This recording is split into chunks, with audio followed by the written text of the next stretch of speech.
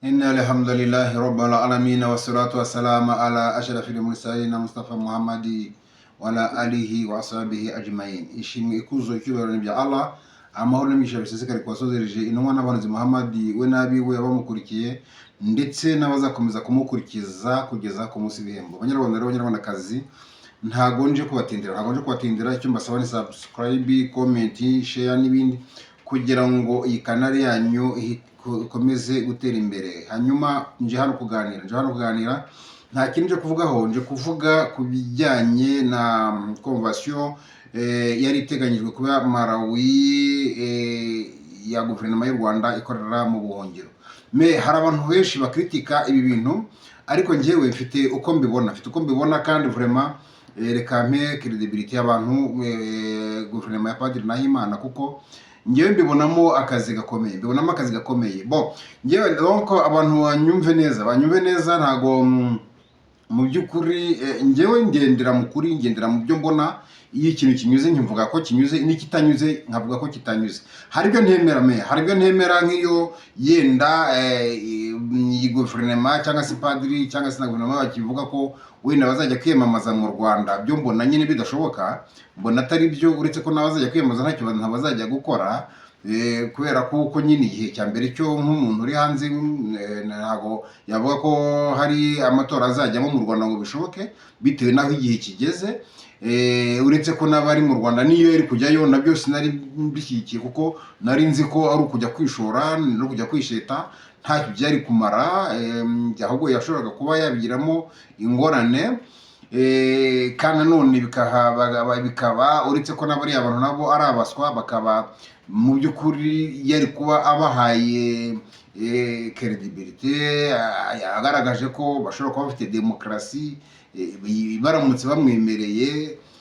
Ariko muri buriya butegetsi murabizi neza ko byavuzwe ko nta demokarasi zabakuraho ntaki. Rero nabonaga atari byo, ariko nanone kugaragaza ko uri gukora nabyo ni byiza, kuko bifite icyo bivuze muri politiki. Rero hari ikintu abantu babona wenda bakavuga bati ibi si byo, cyangwa se bati ibi ngibi bizana ingaruka. Ibyo byose nyamugani nta muntu wakwirinda ingaruka. Erega abanyarwanda dukwiye kumenya ko izo ngaruka tugomba kuzijyamo, tugomba kugira ibibazo, tugomba kugira ahakomeye. Ntabwo ari kugira ngo ibyo turimo bibe ari ibintu bitworoheye, ibikomeye tugomba kuba tubibamo.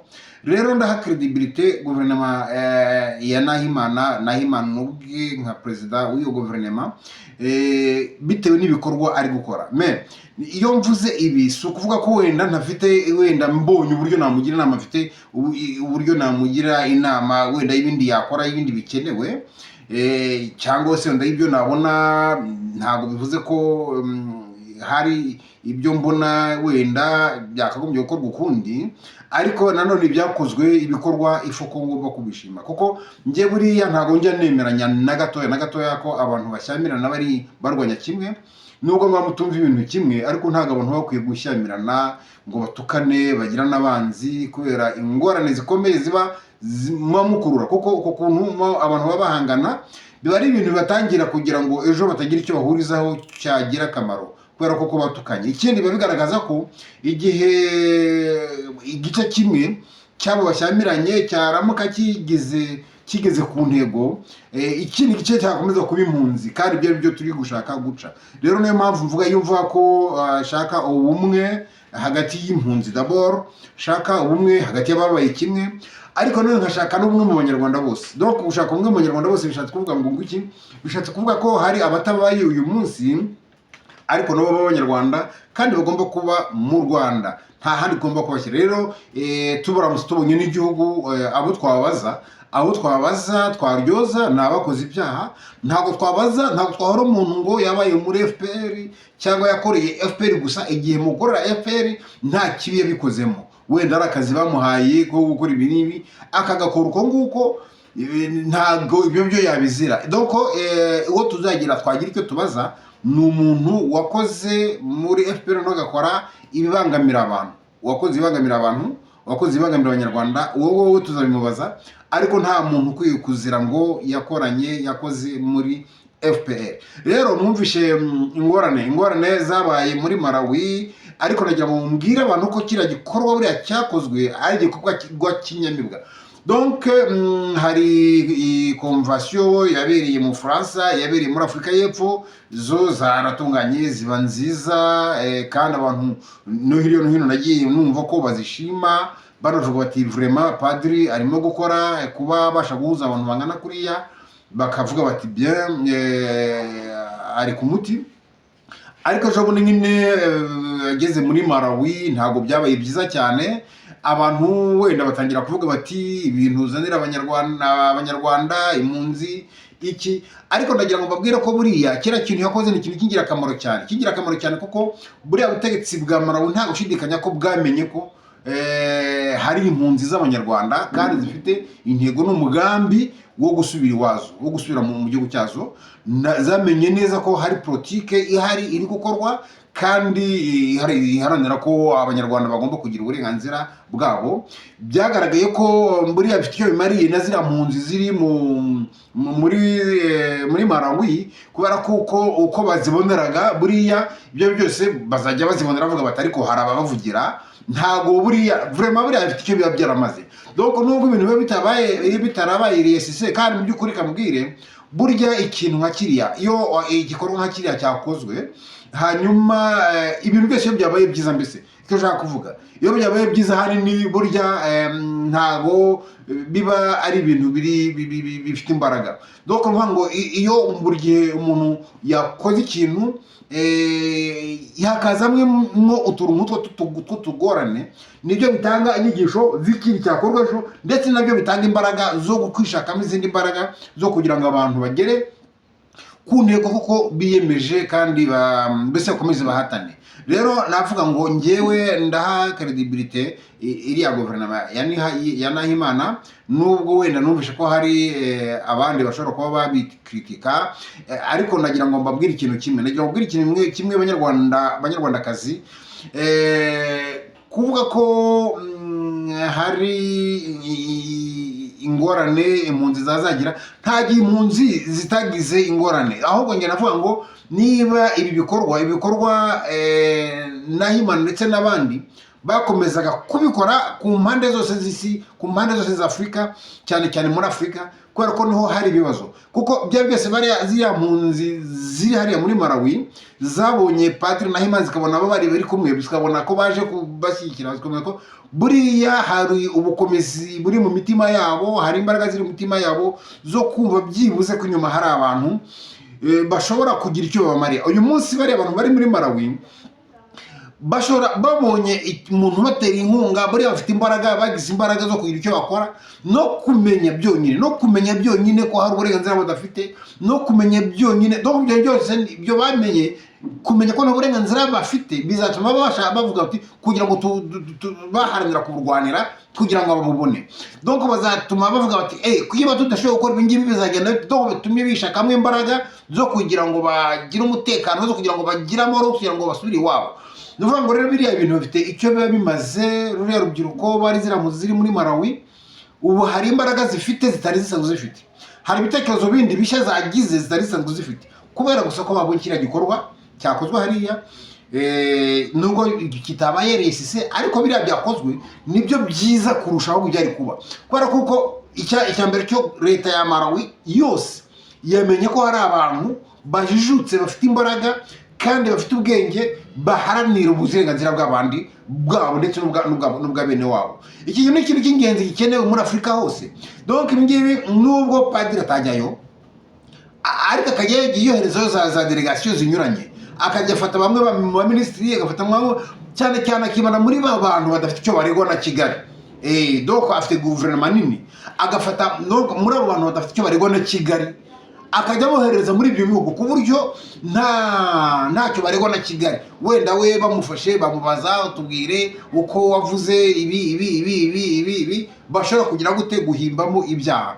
Ariko afashe abantu bombe bakajya bagenda mu bihugu bafite imbaraga, bakajya bagenda mu bihugu bakandika ariya mabaruwa, bakagera mu gihugu kikaba kibizi, hano haje abantu b'impunzi baje kuvugira impunzi uku nuku. Ibi ngibi hari icyo bimana mu gihugu, kandi hari icyo bishobora guhindura no mu mategeko y'ibyo bihugu yakandamizaga izo mpunzi. Ntabwo rero kuvuga ko mu by'ukuri igikorwa yakoze ari impfabusa cyangwa se kidafite icyo cyagezeho, gifite ibintu binini cyane buriya byahinduye mu bantu, mu butegetsi bwa Malawi, mu baturage ba Malawi, mu mpunzi ubwazo, ndetse hari n'imbaraga byakagombye guha guverinoma ubwayo, imbaraga byagombye guha guverinoma ikora mu buhungiro ubwayo y'icyo bagomba gukora. Rero icyo nasaba abanyarwanda twese impunzi, ubona igihe mu myumvire yanjye numva ko niba havuze ngo hari guverinoma y'u Rwanda ikorera mu buhungiro, doko nk'impunzi yose numva ko yakagombye kubarizwa muri uwo muryango, bitabuje ko n'andi mashyaka yabamo. Niba rero batabamo biterwa n'impamvu nanone yo kutumvikana cyangwa se kutemeranya bamwe na bamwe kubiri ibi ngibi, ibyo ni ibintu bagomba gucoca vuba bagabicoca vuba kuko doko nicyo muravuga, yaba ari guverinoma ya Padiri Nahimana yenda akunda gukoresha ijambo ko ari ubutegetsi, ashaka ubutegetsi, nibyo kugira ngo yahindure ibintu nuko agomba kuba afite ubutegetsi, ariko ubwo butegetsi kugira ngo abashe kubugeraho nuko azabona igihugu bwa mbere. Niyo mpamvu rero wenda hari ibyo mvuga ahangaha mvuze ko hari icyo nanone yenda navuga, wenda bashobora kuvuga nkavuga ntibyo cyo sicyo, nk'iyo wenda bavuze bati nta wundi muntu wagera ku iki, nta n'undi muntu donc niba mutadukurikiye twebwe ntawe tuzakurikira. Ibi ngibi mperekeza ko atari byo, kuko twese twagombye kwisanga hamwe, bitabuje n'abandi gukora izindi segite ahandi, ariko twese duhuriza hamwe ku mugozi umwe wo gushaka iki, wo gushaka igihugu. None ubutegetsi tumaze kugira mu gihugu, ubwo butegetsi noneho dutanga imirongo migari, noneho n'abanyarwanda ibyo batubonaho, ibyo batubonyeho bituma batora ishyaka riniri, batora abantu banaba kugira ngo nyine babayobore. Ariko mbere yo kugira ngo abantu barwanire ubutegetsi, baharanire ubutegetsi, tubanze duharanire igihugu d'abord, kuko icyo tubura abanyarwanda tubura ubwo ni igihugu, icyo tubura si ubutegetsi. Abategetsi ntabwo twababuze, abategetsi barahari, dufite abanyarwanda benshi bafite capacité yo gutegeka igihugu. Padiri Nahimana n'abamukurikiye bose njye mbamvishe mbona bafite capacité nini yo kuba bategeka igihugu. N'ahandi rero n'abatari mvuga ko batari muri guverinoma bona bafite capacité yo kuba bategeka igihugu, ariko ntabwo bashobora gutegeka igihugu kubera kuko nta gihugu bafite. Kwa rero batagifite igihugu, noneho ugasanga abantu barashyamirana muri ubu n'ubu, kandi bose badafite igihugu. Icyo ni ikintu kitari kizima, kitari kiza. Niyo mpamvu ngiye ntekereza ngo icyo nasaba nanone wenda n'abanyapolitike nje nzahora ngisaba kugeza igihe abantu bazabyumvira cyangwa se bakakomeza kubipinga bikaba ari akazi kabo, ariko nge mu myumvire yanjye nka Bicaga Abdallah ni nacyo numva cyahazaha u Rwanda umudendezo. Iki kintu ngiye kuvuga nicyo numva cyazaha u Rwanda umudendezo, ndetse kigafrika umudendezo, kizabagiye u Rwanda umudendezo, gihe aka karere ka Grand Lac umudendezo, noneho umudendezo ukwire muri Afrika y'Epfo yose. Bigenze bite? Bigenze ko icya mbere nuko abantu tuzogo abanyarwanda tubanza turebe igihugu d'abord, tubanza turebe igihugu, turwanire kubona igihugu. Nitumara kubona igihugu, ngiye ntekereza ko guverinoma y'inzibacyuho izaba mu Rwanda. Icyo nifuza, numva sifuzaga ko nka Padiri sinyimwifuzamo, kuko Padiri akwiye kuyobora leta yatowe n'abaturage. Nta n'irindi shyaka ntekereza nifuza ko ryayobora guverinoma y'inzibacyuho. Donc abantu bose bafite amashyaka ya politike, ntekereza nifuza ko bazaharanira, bazatanga imirongo yabo migari bayiha abaturage, bakabatora bakajya ku butegetsi ari uko bayihawe, batowe n'abaturage. Nta muntu n'umwe ufite ishyaka rya politike, ufite imirongo migari ya politike, ukwiye kuyobora igihugu atabibwiye abaturage bavuge ngo turabyemeye, komeza uyobore. Ntekereza ko igihugu kugira ngo kigire umudendezo, nuko bwa mbere hagomba kuzaho guverinoma y'inzibacyuho. Iyo guverinoma y'inzibacyuho abayigize bakaba batazigera na rimwe bajya bitabira amatora. Ni ukuvuga ngo abantu bazagira iyo guverinoma y'inzibacyuho bazabe atari ishyaka, ahubwo ari abantu wenda bashobora gushyiramo abantu bari mu mashyaka ya politiki, ariko abantu bari mu mashyaka ya politiki nabo bakaba biteguye ko muri guverinoma izaba yatowe n'abaturage batazayigaragaramo. noneho abo bantu bagategura amatora, bagategura bagakora itegeko nshinga, bagategura amategeko azayobora igihugu. Ibyo ndabitekereza ko nibaramuka baguze itegeko nshinga batazabamo, donc bategura amatora batazagiramo uruhare, donc bo batazategeka. Donc nifuza ko haramutse n'uzategeka yazategeka nyuma y'imyaka nka 20.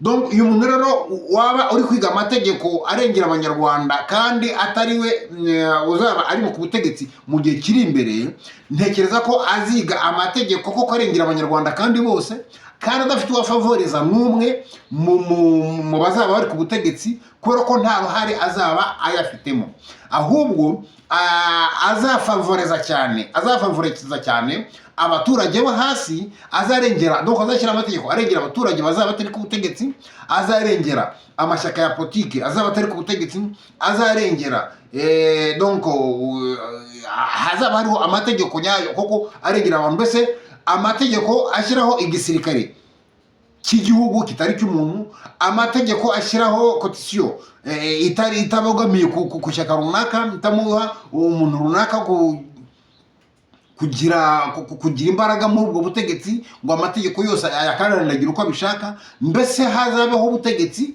buri munsi y'amategeko, ubutegetsi buzaba buriho, abategetsi bazaba bariho, bazabatora n'abaturage bazaba bari munsi y'amategeko, batajya hejuru y'amategeko. Ubwo ngibyo ntekereza ko ibyo mu Rwanda tubigize nibwo twagira igihugu nyacyo, igihe tuba dufite abasirikare b'igihugu atari abasirikare b'umuntu, tukaba dufite ubucamanza bw'igihugu atari ubucamanza bw'umuntu, tukaba dufite mbese inzego zose, paroma ari iy'abaturage ari iy'igihugu atari iy'umuntu, mbese ibintu byose ari byigenga, ntawe utinya kuvuga ko iki ngiki ngo perezida atamukora ibi ngibi, woya, ahubwo bose babikora mu nyungu z'igihugu, kandi babikora bazi neza ngo perezida nta bushobozi afite bwo kubakuraho uko abishaka. Niba uri depite ukamenya ngo perezida nta bushobozi afite bwo kunkuraho, niyo mpamvu ngomba kumubwira ibipfuye byose kugira ngo abihindure. Niba uri minisitiri, perezida nta bushobozi afite bwo kunkuraho, ngomba donc nashyizweho n'abaturage, ngomba gukora ibintu nkorera abaturage nakorera perezida. Ibyo ngibyo nibyo nifuza ngewe. Donc rero mu by'ukuri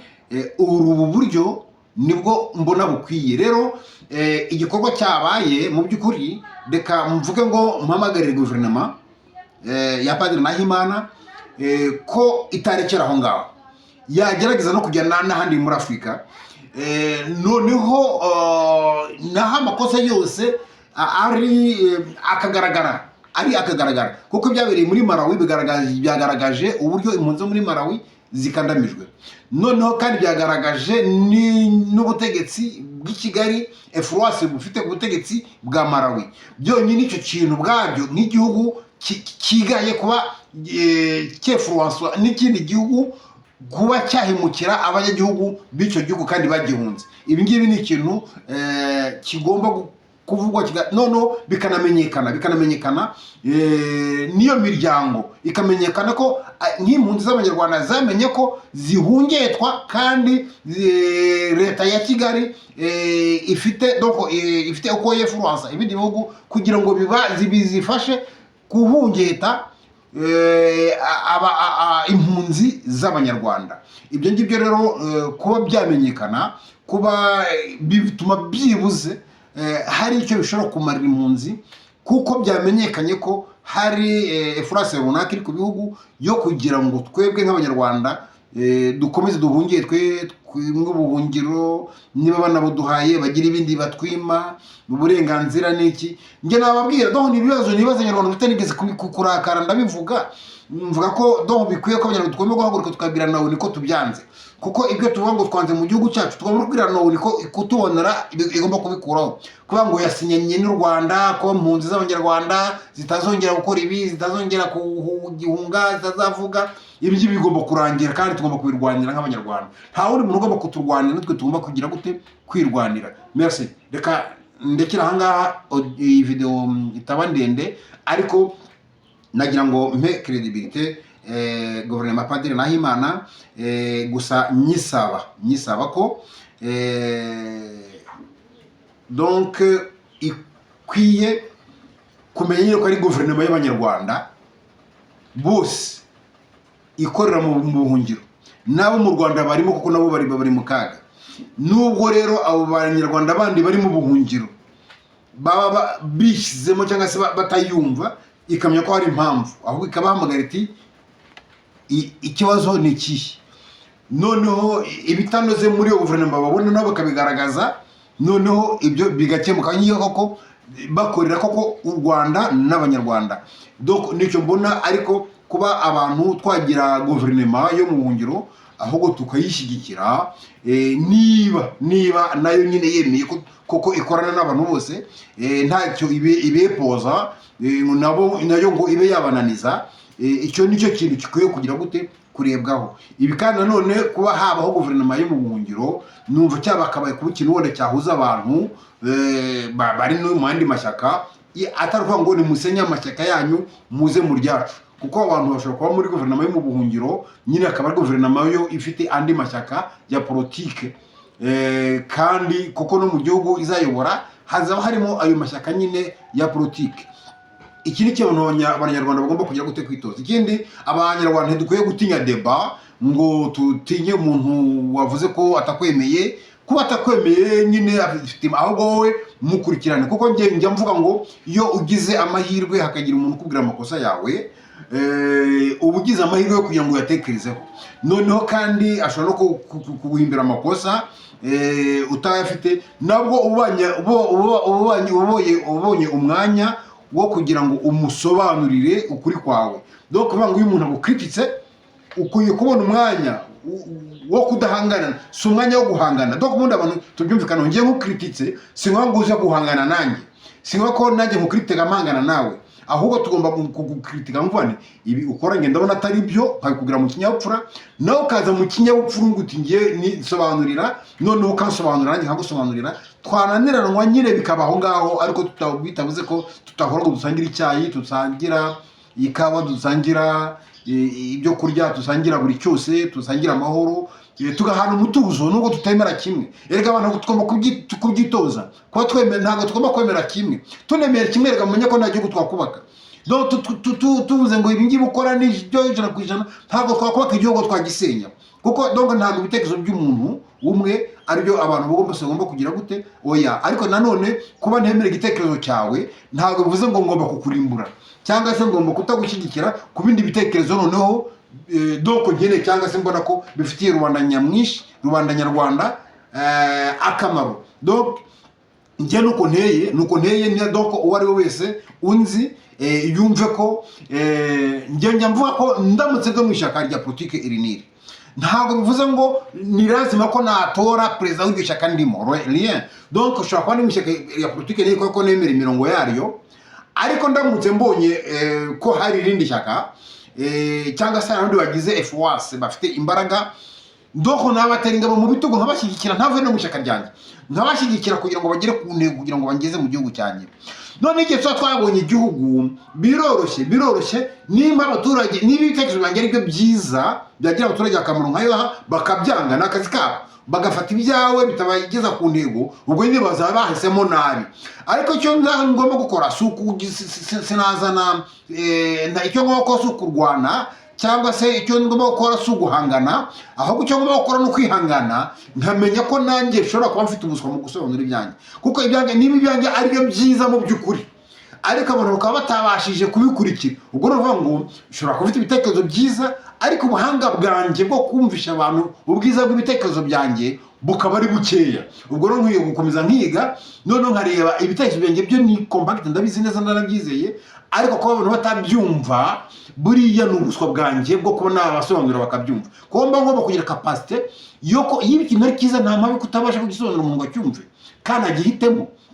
Icyo ni ikintu kiri wasi. Ibitekerezo byiza ubundi ntabwo biba byoroshye kubigaragaza. Niba ari byiza ko nkaba ntabasha kubigaragaza, ubwo nayo njye ni defo mfite, ko mfite ibitekerezo byiza simbashe kubigaragaza ngo abantu babihitemo. Igihe kandi mu by'ukuri nta gitugu kibariho. Icyo tugomba guharanira rero njyewe nawe n'uriya na bariya, nuko tugomba guharanira ko iki gitugu kibuza abantu kuba batoranya ibyo bahisemo, koko bahitamo ko bumva bifuza guhitamo. Nicyo cyo tugomba kubanza kurwanya. tumaze kukirwanya ikintu rero kibuza abantu guhitamo uburyo bagomba guhitamo, tukaba tuvuga ngo dushyizeho ubutegetsi, noneho hariho ubutegetsi noneho buha umuntu liberite yo guhitamo koko ikiri ku mutima we yumva agomba guhitamo. Icyo gihe bizaba byoroshye ko noneho ibitekerezo byanjye nzabitanga, nawe ugatanga ibyo undi agatanga ibyo, abaturage bagahitamo koko ntawe bakufitiye imbunda ku gakanu, ntawe batunga imbunda ku gatuza, ntawe bafatiye amategeko ku gakanu.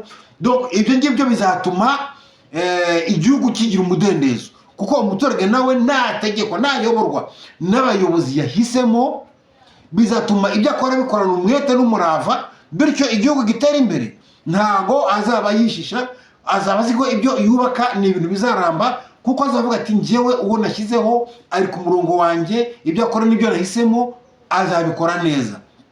Ikindi uzaba nawe yizanzuye mu gutora akanatsindwa, ariko akaba avuga ati ibyo byose ntawankubise ntawambangamiye, gusa abantu ntago nabashije kubakomveka, azakomeza kugira umuhate nawe yizeye ko nta kibazo ahagihari, nta umukandamiza, nta muzo kuvuga no kugaragaza, azakomeza kugaragaza ibitekerezo bye, kandi nawe azakorana n'umurava n'umwete, nubwo ubutegetsi yashyizeho doko buriho we abona ati hari ibyo wenda butazabasha gukora buri mu mirongo yanjye, doko azakorana umwete, kandi nibyo azakorana biteze igihugu imbere, kubera ko azavuga ati ninkorana umwete nkakora ibi ngibi, noneho abanyarwanda bazabasha kubona ibyo nkora ibyo ari byo n'ubwiza bwabyo, kuko ibi ngibi ubundi nkora mfite nzakora abanyarwanda, nzabikora no mu ishyaka ryanjye. Niyo mbikora mu ishyaka ryanjye rero n'ubundi abanyarwanda bazabibona, nimba ikore mu ishyaka ryanjye abanyarwanda bazabibona, nibabibona rero bazabitera inkunga, noneho babimenye babisobanukirwe, ubutaha bavuge bati nibijya hari nabyo bigize gute bituyobore. Banyarwanda n'abanyarwandakazi, inshuti bavandimwe, turi kumwe.